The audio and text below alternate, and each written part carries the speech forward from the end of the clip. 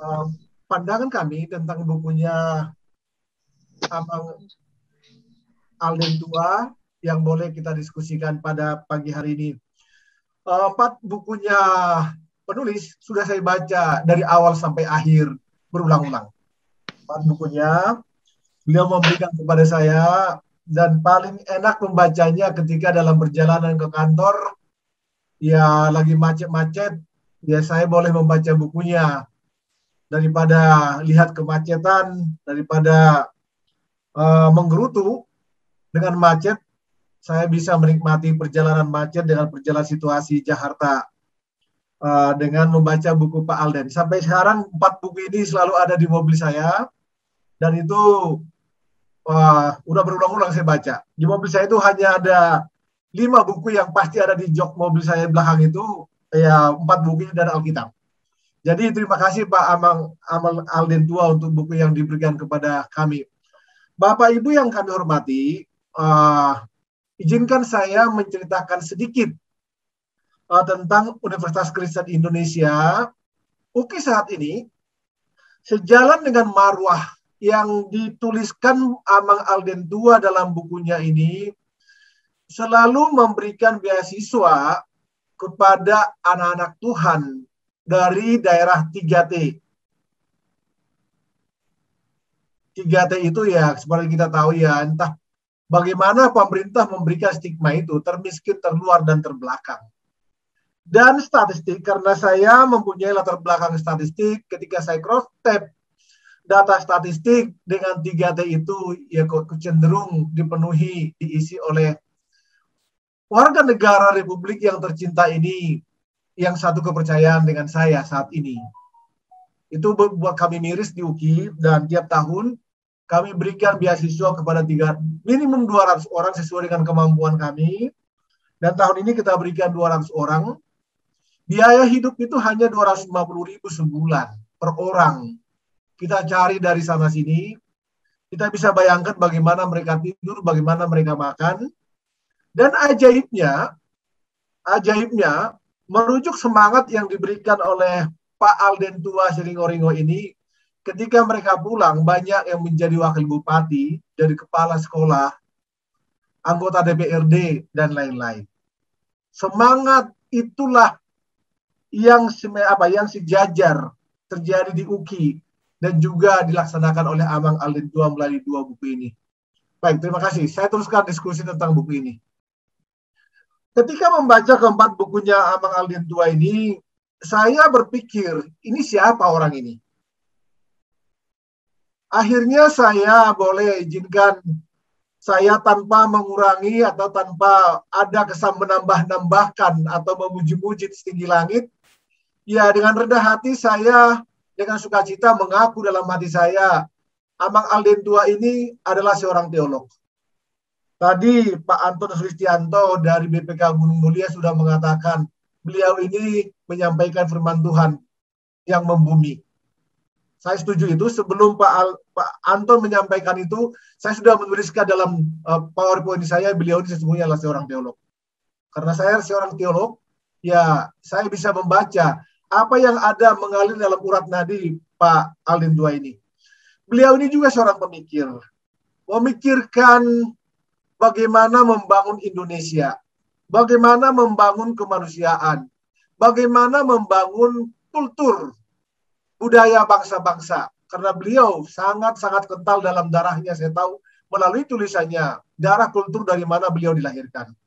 Tentu saja melalui tulisan ini beliau seorang penyair, sastrawan, filsuf, yang menuangkan buah pikirannya dalam sebuah pinggan emas untuk menggarami manusia, menggarami Indonesia tanpa menggurui.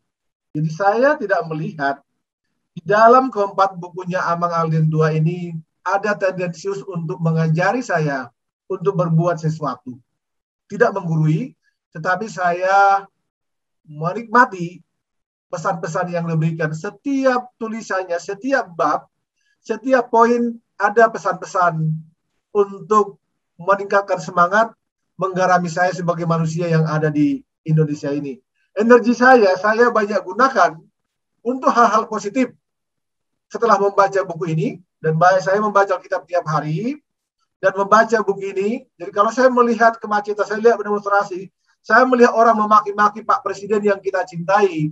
Saya belajar setelah membaca buku ini, saya harus dan perlu mengerahkan energi saya kepada hal-hal yang positif. Beberapa Scopus sudah saya terbitkan ketika membaca bukunya Amang Alden II ini. Artinya saya kerahkan energi saya untuk hal yang baik. Baik, buku yang pertama.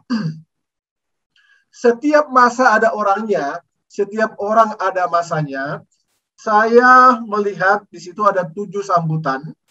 Itu artinya buku ini disambut dengan luar biasa baik oleh masyarakat Indonesia. Terdapat 74 narasi berbicara tentang COVID dan segala sendi kehidupan dan segala yang lain. Dan itu sangat baik. 333 halaman dan sudah disertai dengan ISBN. Jadi Bapak Ibu, sedikit informasi, kalau Bapak Ibu teman-teman menulis sebuah buku, mari tulis ISBN atau ISSN-nya. Ketika Amang Alden II menulis buku ini dengan menerbitkan pakai ISBN, setiap ISBN yang terbit di Indonesia itu berdampak pada daya saing Republik Indonesia. Jadi setiap nomor ISBN itu didaftarkan di Paris, ketika Perpustakaan Nasional menerbitkan ISBN, nomor itu otomatis terdaftar di Paris, dan setiap tahun ISBN itu digunakan sebagai salah satu instrumen untuk menentukan daya saing, tingkat daya saing Republik ini. Jadi Bapak Ibu, teman-teman yang saya hormati, para senior, orang tua yang saya kasihi, tulislah buku dan buat ISBN-nya. Itulah sumbangan yang paling mudah setelah membayar pajak untuk meningkatkan daya saing Indonesia ini.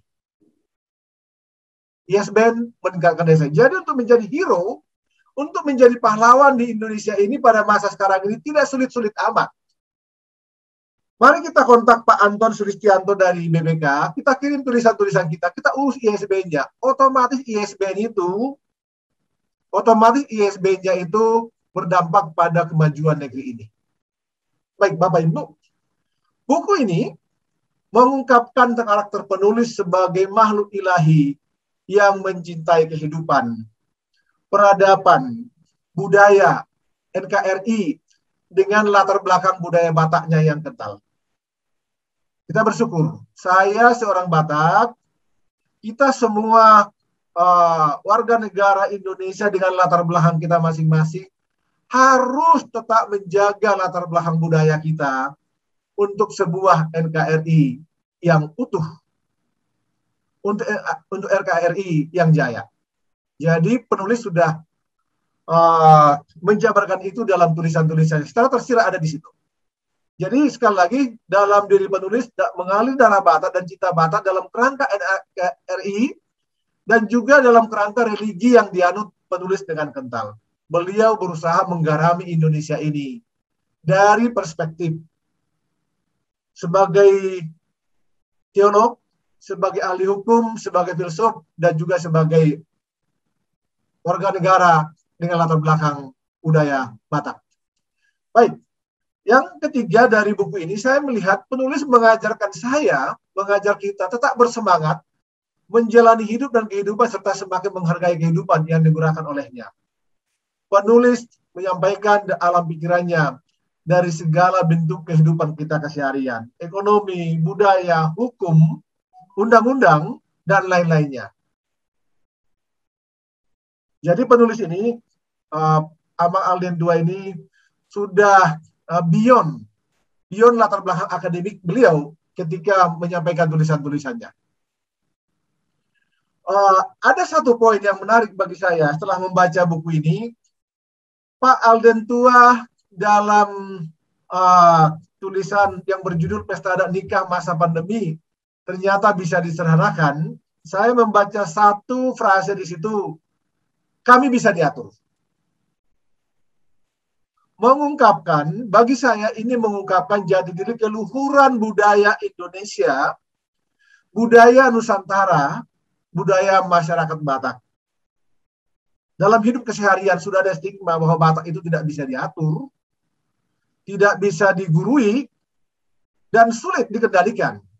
Tetapi Pak Alden Tua dalam tulisan ini sudah membuat statement, inilah sesungguhnya jati diri luhurnya masyarakat Batak seperti saya. Kami adalah masyarakat yang bisa diatur. Baik, Bapak Ibu yang saya hormati, teman-teman, orang tua yang tercinta, saya lanjutkan dengan buku yang kedua, Dialog Sang Kakek dan Sang Cucu. Tahun 80-90-an, saya sangat menikmati tulisan yang dengan pendekatan yang sama. Waktu itu di Kompas, ada seorang penulis dengan cucu Wisnu Sarman. Lama-lama Kompas tidak menuliskan itu kembali, dan saya merindukan itu terjadi. Dan kemudian kerinduan saya tentang gaya narasi seperti itu saya temukan ketika bertemu dengan Abang Alden Tua Sringorengo ini. Dialog sang cucu, sang kakek dengan cucunya. Sang kakek sebagai seorang tua yang memberikan nasihat kepada cucunya, dan sang cucu adalah masyarakat yang perlu diberikan pencerahan-pencerahan. Buku ini disambut sangat baik, berisi 8 kata sambutan, 66 narasi tentang COVID-19, 289 halaman, 1 halaman tentang biografi penulis, dan sudah mempunyai ISBN. Terima kasih Bang Alden Tua dengan 4 buku Anda. Anda sudah membangun Indonesia dari sisi daya saing, competitiveness, yang dipublikasikan tiap tahun oleh badan internasional.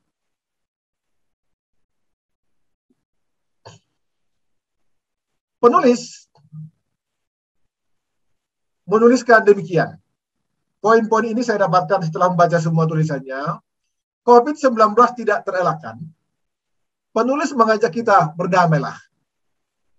Hematlah energi Anda untuk kesejahteraan yang lebih baik. Kalau pemerintah ngomong vaksin, ya ikut sajalah. Pasti pemerintah berniat baik. Kalau pemerintah menyampaikan ikut prokes, ikutlah prokes dengan baik. Kalau situasi ekonomi sulit saat ini, oke, mari kita berdoa kepada Tuhan supaya Tuhan menolong kita bekerja lebih keras dan Tuhan memberkati kita. Sang kakek dalam tulisan ini yang merupakan personifikasi penulis menjelaskan ide, nasihat, didikan, hikmat dengan pilihan kata-kata bermakna agar kita memilih jalan menghadapi COVID-19 ini dengan berdamai. Penulis menghibur masyarakat dalam situasi dan dalam menghadapi COVID-19 dengan memilih berserah kepada Tuhan dan mengikuti protokol kesehatan yang dianjurkan oleh pemerintah. Penulis